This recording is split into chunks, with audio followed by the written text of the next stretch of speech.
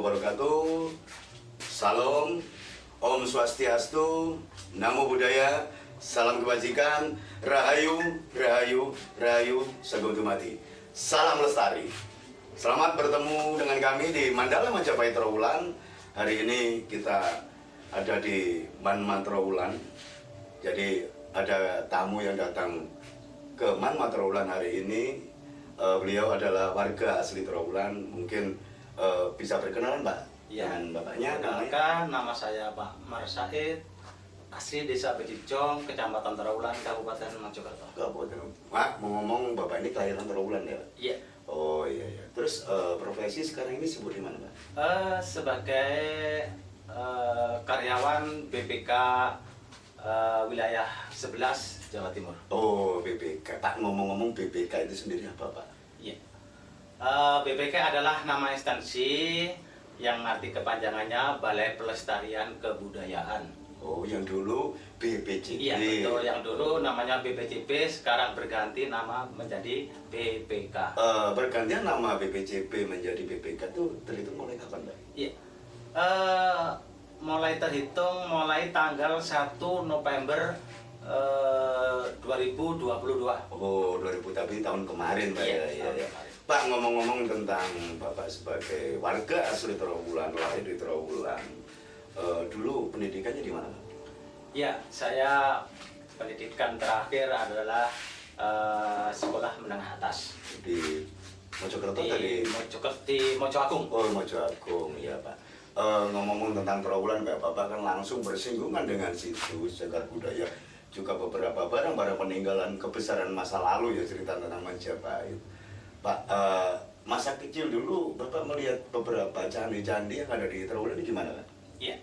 Jadi kalau saya kelahiran tahun 70, jadi masa kecil kita banyak berserakan, bahkan berbagai situs candi-candi yang ada di wilayah Bejijong maupun di Trawulan.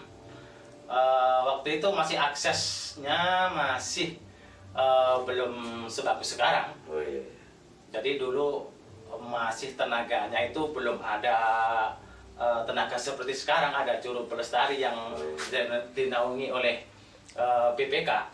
Jadi dulu masih tenaga sukarelawan yang berasal dari desa-desa. Oh, itu setelah Bapak bekerja di BPJP atau sekarang jadi BPK.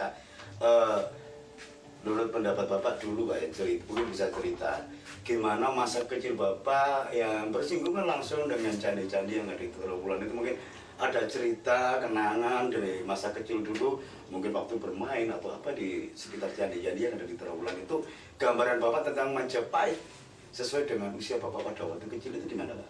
Iya. Jadi kalau kita mengenang masa kecil dulu kita ya, Ya.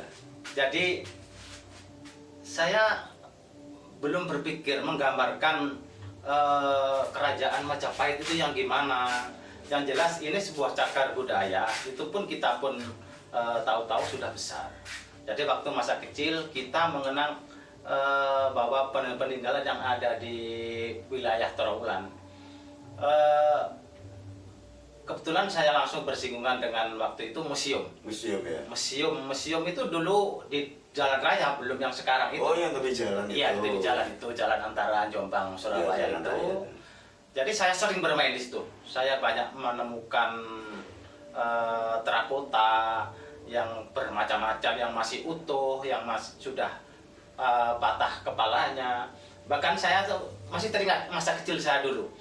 Sama teman-teman itu bersaing itu untuk mencari patung yang terbuat dari terakota itu yang terbaik. Oh, sampai segitu ya? Bapak masa kecil itu bersinggungan langsung beberapa peninggalan masa lalu Majapahit itu yang otomatis lebih banyak terakota di Indonesia, Pak ya? Iya. Begitu banyaknya juga Pak di Trawulan pada waktu itu ya? Iya, waktu itu terutama yang terbuat terakota sangat melimpah waktu itu. Bahkan di museum sendiri itu untuk peletakan aja masih ditaruh di halaman-halaman. Oh, masih gitu ya? Belum ada di gedung-gedung. Jadi Iya, masih kita gitu. langsung bisa mengambil, bahkan melihat-lihat, bahkan tadi itu yang kenangan itu mencari yang paling bagus di antara macam-macam dari sebuah patung itu tadi. Mungkin dari banyaknya temuan-temuan di Trawulan, Pak ya, seperti Bapak bilang tadi, museum ini tidak ada pagarnya, barang berserakan di halaman seperti itu. Apakah benar ya ini menginspirasi warga Trawulan untuk bikin replika baru lagi ya tentang patung-patung, baik itu tuh patung dari batu andesit, dari logam terutama perunggu, atau juga terakota. Apakah kerajinan di Trawulan yang sekarang ini banyak pengaruh, apakah juga terinspirasi dari teman-teman masa lalu itu, Pak? Iya. Jadi terlepas dari pengaruh atau terinspirasi dari patung-patung yang ada di museum, bahkan masyarakat Trawulan sendiri itu mempunyai keturunan atau nasab seorang pematung atau pemahat. Yang jelas saya yakin seperti itu. Ya. Karena kalau dilihat sampai sekarang ya, baik di Becicong, Trawulan, Jatibasar itu seorang pemahat patung itu sangat handal-handal. Iya, iya. Jadi mereka lebih banyak otodidak, Pak ya? Betul ya. Jadi di samping itu memang kualitas seni orang Trawulan itu memang sangat hebat-hebat. Jadi peninggalan Majapahit pada waktu itu yang masih banyak ditemukan berserakan seperti itu. Apakah dulu, Pak, industri batu bata merah dengan dapur pembakarannya yang bernama Linggan, apakah di masa kecil Pak sekitar tahun 70-an itu semarak seperti sekarang atau bagaimana, Pak? Iya, kalau dulu belum seberapa banyak sih orang pengrajin bata merah. Jadi itu sekitar tahun 90-an itu memang marak-maraknya orang bikin bata merah. Kalau sekarang kayaknya tanahnya memang sudah agak susah. Terlepas itu juga ada aturan atau undang-undang untuk yang berapa radius meter dari benda cagar budaya,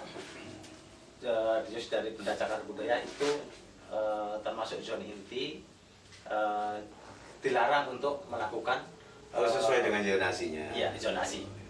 Dilarang untuk membuat kerajinan bata. Pak, ngomong-ngomong tentang Majapahit ya, sama di Trawulan, walaupun di Trawulan sendiri mungkin sebelum Majapahit juga ada peradaban zamannya Ambu Sindo ya. Masa kecil Bapak seperti itu, mungkin ada cerita, dongeng, atau legenda dari teman-teman ya pada waktu kecil itu.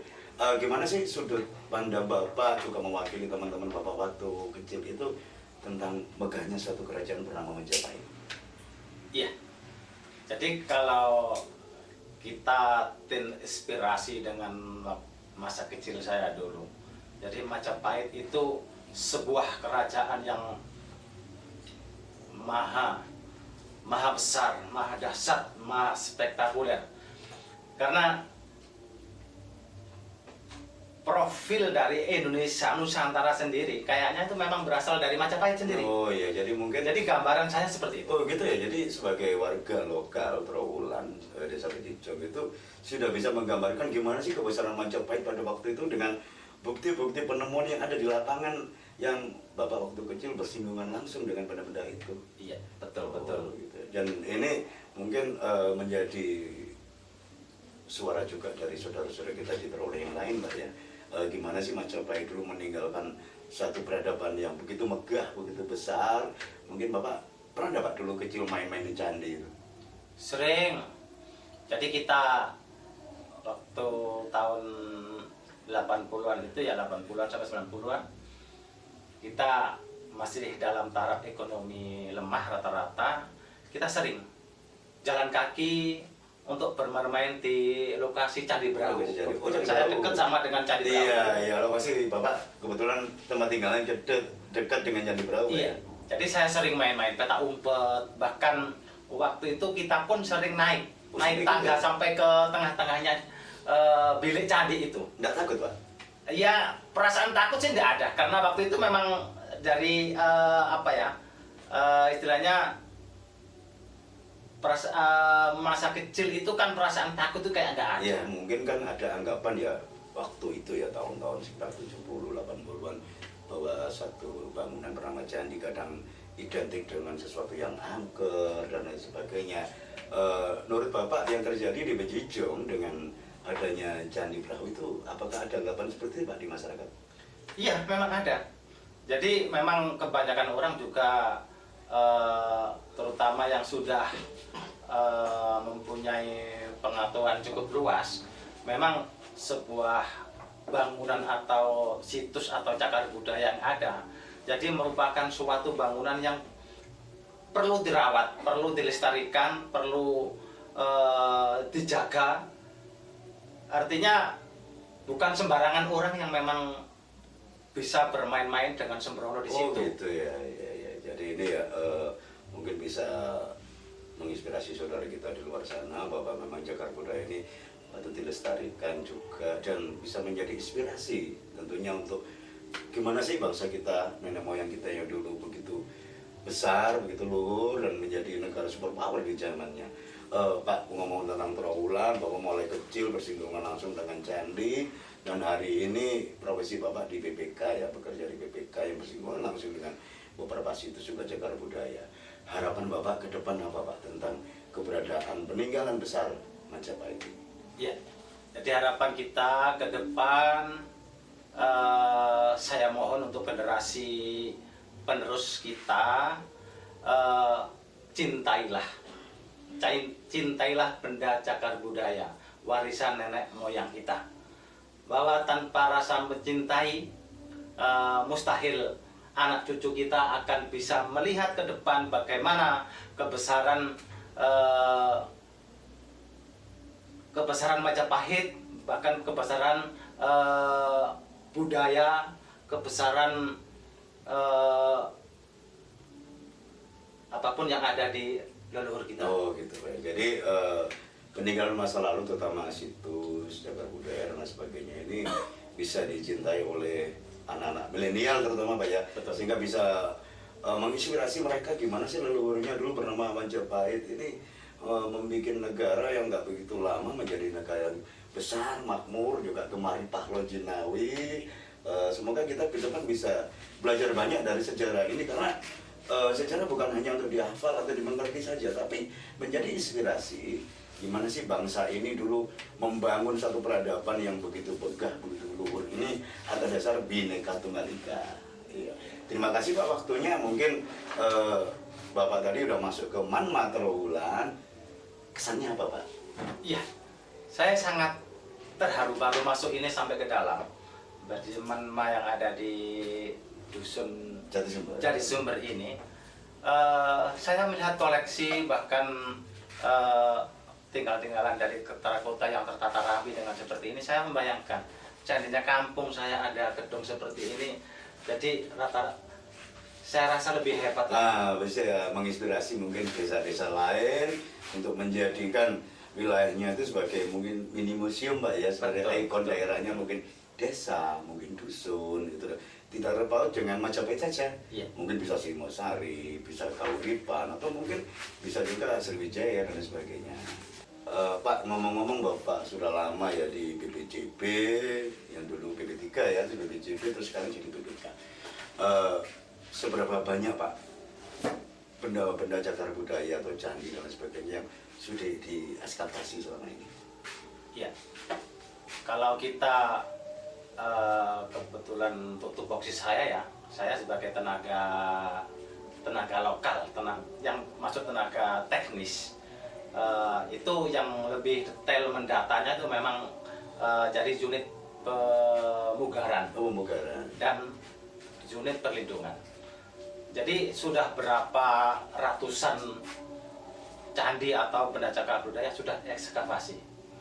Memang kalau saya lihat faktor dari anggaran lah.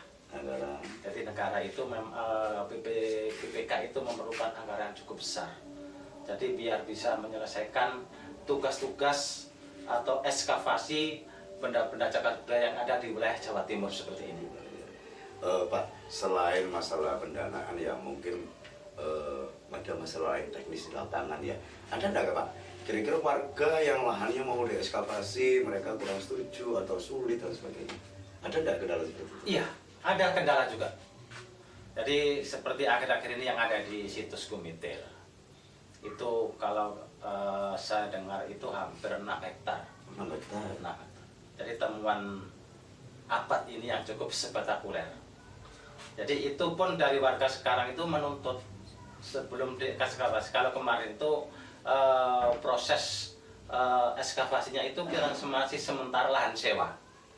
Nah setelah itu tahap pertama, kedua, ketiga, keempat ternyata mereka minta dibebaskan. Oh gitu. Nggak ada sewa lagi. Nggak ada sewa lagi. Terus gini Pak, kurun waktu 5 tahun terakhir ya, hasil pengamatan kami di lapangan itu kok banyak fenomena yang banyak sekali ditemukan beberapa candi, juga bangunan-bangunan kuno zaman Majapahit atau bangunan kerajaan lain di Jawa Timur terutama. Nah, ini yang ditemukan kurun waktu 5 tahun terakhir ini kok banyak banget. Kira-kira menurut pemikiran Pak, apa yang terjadi ini? Iya. Jadi itu menjadi pertanyaan dari angan-angan saya, pemikiran saya. Sekitar tahun 2020, akhir 2020, itu banyak bermunculan, diketemukan banyak situs. Apakah ini akan muncul lagi kebudayaan atau budaya yang dulu, yang sekarang hampir punah, hampir terabaikan dengan adanya temuan-temuan itu, mungkin kita untuk disuruh untuk kembali. Atau mungkin alam ini lagi mengingatkan bahwa ini loh karya leluhur kalian seperti ini, yang hebat seperti ini, sehingga bisa menginspirasi kita ke depan. Oh, kita ini bukan keturunan orang sembarangan, orang-orang Nusantara yang hebat di segi maritim juga, di pertanian juga, di pertahanan juga, gitu Pak. Jadi dengan banyaknya penemuan mulai tahun 2020 Pak ya ke atas ya ini ya. Dan ini mungkin nggak terjadi di Jawa Timur saja, mungkin di tempat lain Pak ya. Iya. Jadi karena wilayah saya di Jawa Timur itu yang ditemukan di Malang, di Jombang, bahkan di area Kabupaten Mojokerto sendiri sangat bermunculan semua. Ngomong-ngomong Bapak selama kerja di BPK sekarang, pernah nggak ikut ekskavasi? Pernah ikut. Suka duka dari proses ekskavasi itu sendiri apa Pak? Mungkin sukanya dulu lah. Iya. Jadi yang jelas kita memang tugas kita ya. Jadi dengan perasaan senang, ikhlas, memang sudah tupoksi kita untuk bekerja untuk melestarikan benda cagar budaya itu. Karena saya pikir kalau dukanya sih, saya pikir hampir tidak ada ya. Terbayar ya? Iya, terbayar dengan diketemukan sebuah struktur atau bentuk asli dari apa yang terpendam selama ini yang belum kelihatan. Mungkin ada detik-detik yang mendebarkan Pak ya, di saat satu benda cagar budaya mulai tersingkap, mulai begitu mau terlihat gimana sih bentuk dia, ada nggak Pak? Detik-detik mendebarkan seperti itu di saat penggalian sudah masuk ke satu benda, mungkin tak cari emas atau batu andesit atau terakota atau benda-benda yang lain itu, ada nggak Pak detik-detik mendebarkan di saat ekskavasi ini sudah memasuki ke tahap begitu? Iya, sebenarnya itu hampir semua itu terasa ya. Jadi perasaan itu kalau kita mau seperti kalau mau menemukan sebuah titik di mana kunci dari sebuah cagar budaya, itulah perasaan kita yang bisa melegakan pikiran kita. Oh, baru ini ternyata struktur ini nanti seperti ini. Ada nggak Pak perasaan di dalam hati itu ya, ini loh benda nenek moyang saya, tinggalan leluhur saya yang begitu dahsyat itu, rasa memiliki, bukan arti secara miliki pribadi Pak, tapi ini satu kekayaan yang ditinggalkan oleh leluhur kita masa lalu, itu ada nggak Pak? Iya, otomatis. Jadi otomatis itu harus kita pertahankan rasa cinta. Apapun kalau kita mencintai, apapun yang sudah kita cintai, apapun pekerjaan kita, apapun kelakuan kita, apapun tingkah pola kita, pasti terasa enak. Terima kasih banyak Pak ya, jadi bincang-bincang hari ini di Mandala Majapahit Trawulan hari ini juga beberapa ngomong ngalor ngidul tentang apa sih yang terjadi dan mulai background masa kecilnya di Trawulan lah, masa kecil dulu ya. Semoga ini bisa menginspirasi kita gimana sih perilaku kita dalam cagar budaya dan pelestarian itu sendiri. Ngomong-ngomong, terima kasih banyak Pak atas kehadirannya, juga beberapa informasi yang banyak kami terima dari Pak Said selaku warga asli Trawulan, juga bekerja di BPK ya hari ini. Dan ini kami ada sedikit Pak bingkisan untuk Bapak, yaitu buku Inspirasi Majapahit. Mungkin dari para pemirsa yang bisa untuk menghendaki punya buku ini bisa nanti konfirmasi ke kami ya tentang gimana cara mendapatkan buku Inspirasi Majapahit ini. Dan ini hadiah dari kami untuk Bapak Said. Semoga bermanfaat Pak. Semoga bisa menginspirasi Pak buku ini dan semoga bermanfaat. Gitu ya. Ya, terima kasih Mas. Sekian bincang-bincang kami dengan narasumber Bapak Said yang warga asli Trawulan, mulai kecil hidup di Trawulan, bersinggungan langsung dengan cagar budaya di Trawulan. Beliau adalah warga desa Bejijong dan sekarang aktif menjadi karyawan di BPK Trawulan. Akhir kata, wassalamualaikum warahmatullahi wabarakatuh. Om Swastiastu, Namo Buddhaya, salam kebajikan, salam rahayu, rahayu, rahayu, sagum dumadi. Salam lestari.